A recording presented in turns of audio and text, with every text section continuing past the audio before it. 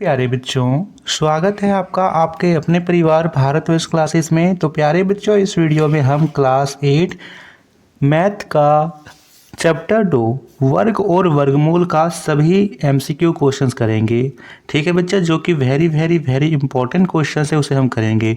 इसके अलावा यदि आपको पार्ट 2 का प्रश्नावली वाइज वीडियो चाहिए, जैसे प्रश्नावली 2.1, 2.2, इन सभी की वीडियो भारतवर्ष क्लासेस पे ऑलरेडी अपलोडेड है। आप वहाँ से देख सकते हो और अपना बना भी सकते हो।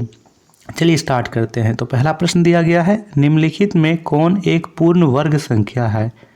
विकल्प दिया गया है 1, 10, 1000 या फिर यहाँ पर 1,00,000।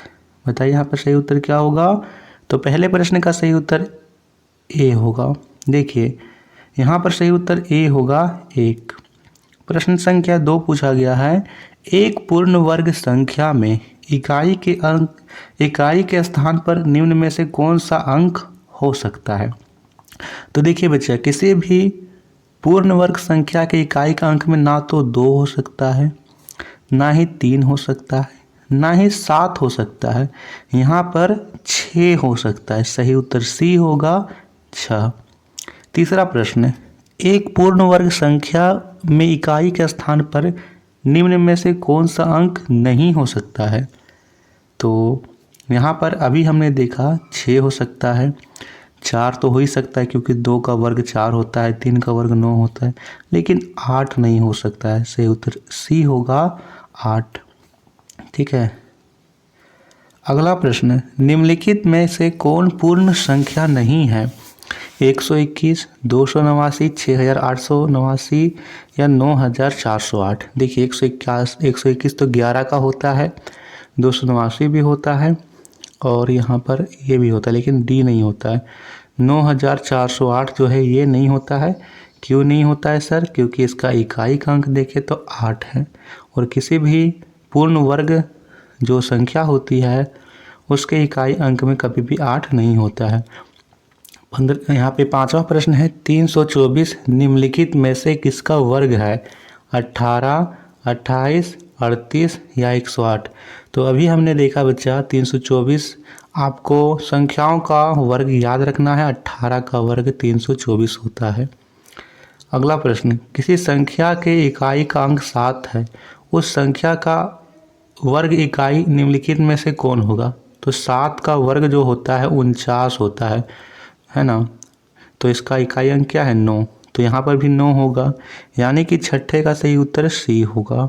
बच्चों, आपको चीज़ें समझ में आ रही हो तो प्लीज़ वीडियो को आप लाइक ज़रूर करते चलेंगे और अपने अपने दोस्तों को शेयर करते चलेंगे।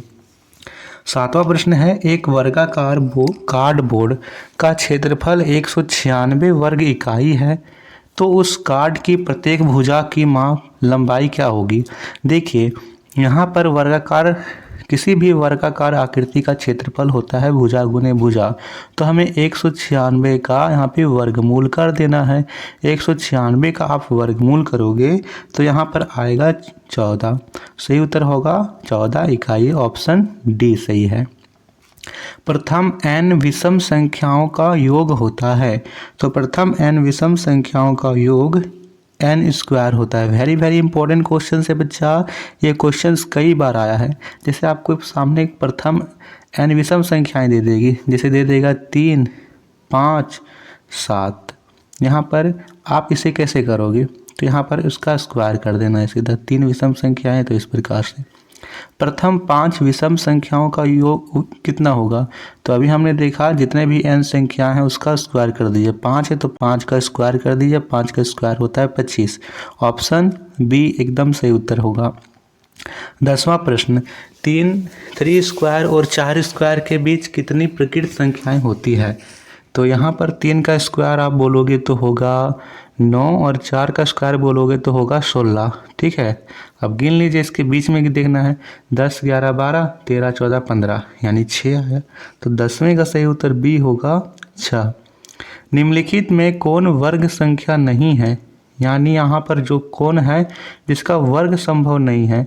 121 11 को होता है, यहाँ पर 1 2 3 1 2 3 2 1 ये भी होता है, 1 2 3 4 3 2 1 ये भी होता है, लेकिन 12 नहीं होता है।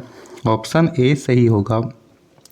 निम्नलिखित में किस वर्ग संख्या का इकाई अंक 1 होगा? तो एक या तो 1 का ही होगा या तो 9 का होता है, क्योंकि 9 का वर्ग करेंगे तो 81 आएगा, तो इसमें 1 होता है। तो आप इसमें से देख सकते हो कि सी में दे रखा है 29। 29 में इकाई का अंक 9 है और इसका वर्ग करोगे तो इकाई का अंक हमेशा क्या आएगा? 1 आएगा। तो 12वें का सही उत्तर सी होगा।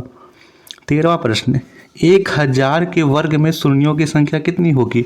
इसकी दुगनी होगी। इसमें 3 है तो उसमें 6 हो जाएगा, वर्ग करेंगे। Option D is the right answer. अगला प्रश्न है, निम्नलिखित में कौन पूर्ण वर्ग संख्या है? 160, 16000, यहाँ पर 1, यहाँ पे 16, देख लेते हैं 1 2 3 4 5, ठीक है। 16 लाख लिख रखा है, 1600। तो यहाँ पर 14th का राइट आंसर डी होगा, ठीक है। यहाँ पे 3 जीरो नहीं होगा, यहाँ पर 5 जीरो नहीं होगा, ना ही 1 जीरो, यानी विषम जीरो नहीं होता है, सम होगा। तो ऑप्शन डी। 441 एवं 484 के बीच कितनी पूर्ण वर्ग संख्या है? यानी 441 का वर्ग करोगे तो यहाँ पर वर्गमूल करोगे तो 21 आएगा, और इसका करोगे तो 22 होगा। इसके बीच कुछ नहीं है तो 0 होगा। ऑप्शन ए एकदम सही है। यदि 1 का वर्ग 1, 11 का वर्ग 121, 111 का वर्ग 1 2 3 2 1, इसी पैटर्न के आधार पर 4, यानी 4 बार 1 लिख रखा है, तो हम 4 तक जाएंगे और फिर वापस आ जाएंगे, यानी 1 2 3 4 3 2 1। ऑप्शन सी एकदम सही है। चलिए 17वां प्रश्न इसी प्रकार है, 7 का वर्ग 49 होता है, 67 का वर्ग इसी प्रकार हमको देखकर यहाँ पर बताना है कि 6 6 6 7 का वर्ग क्या होगा। आप यहाँ पे पैटर्न देख पा रहे हो, यहाँ पे पैटर्न क्या चल रहा है? सबसे पहले आप ये बताइए, आप देखोगे तो यहाँ पर पैटर्न क्या चल रहा है? तो यहाँ देखिए 7 है तो 7 का 49 हो गया, यहाँ पे 6 और 7 आ गया 67। तो शुरू में तो 4 और 9, ठीक है, शुरू में 4 और लास्ट में 9, बीच में 48 है। फिर से यहाँ से 2 बार 6 आया है, तो शुरू में और 1 बार 7, तो शुरू में 4 और 9 लिख देंगे, और बीच में 2 गो 4 2 गो 8, 2 गो 4 2 गो 8 क्यों लिखे? क्योंकि यहाँ पर 2 गो 6 है। इसी प्रकार 3 गो 6 है, तो शुरू में 4 लिखिए, 7 है लास्ट में, तो शुरू में 4 लिखिए और लास्ट में 9 लिखिए, इतना सही है। और 3 गो 4 लिख दीजिए, 4 4 4, और 3 गो 8 लिख दीजिए, 8 8 8, यानी बीच में 3 गो 4 होगा, 3 गो 8 होगा। तो ऑप्शन आप देख सकते हो डी में दे रखा है, ऑप्शन डी होगा। 6 का स्क्वायर और 7 का स्क्वायर के बीच कितनी प्राकृत संख्या है? 6 का स्क्वायर, पहले 7 का स्क्वायर 49 और 6 का स्क्वायर 36, दोनों को घटा दिए, 3 9 में से 6 जाएगा तो 3, और 4 में से 3 गया तो 1, 13 होगा। यहाँ पे हमें बीच में दिखाना है ना, तो इसके बीच में हम गिन लेते हैं, क्योंकि हमने दोनों को जोड़ लिया। 37 38 39, 40 41 42, 43 44 45, 46 47 48, 48 ही तक होगा, 49 को तो काउंट नहीं कर रहे हैं। तो ऑप्शन सी सही होगा। बिल्कुल बच्चा। 19वां प्रश्न, 1.1 का वर्ग क्या होगा? 11 का वर्ग 121 होता है, तो 1.1 है, सही उत्तर डी होगा 1.21। संख्या पैटर्न 1 4 9 25, देखिए 1 का वर्ग 2 का वर्ग 3 का वर्ग और 5 का वर्ग। अब क्या होगा? अब इसके बाद वाला लिखना है, 1 2 3 के बाद 5 गया है, उसके बाद यहाँ पर होगा 6 और 7, ऑप्शन ए होगा 36 और 49। अगला प्रश्न, एक वर्गाकार फर्श जिसका एक किनारा यहाँ पर 5 मीटर है, तो उसका क्षेत्रफल बताना है। 5 का स्क्वायर बता दीजिए, 25 मीटर। अच्छा एक सेकेंड और, 25 मीटर नहीं, 25 वर्ग इकाई होगा ना, 25 वर्ग मीटर, ऑप्शन सी होगा। तो बच्चा ये था इसका सभी MCQ क्वेश्चंस। वीडियो को ज़्यादा से ज़्यादा लाइक कर दीजिएगा। धन्यवाद।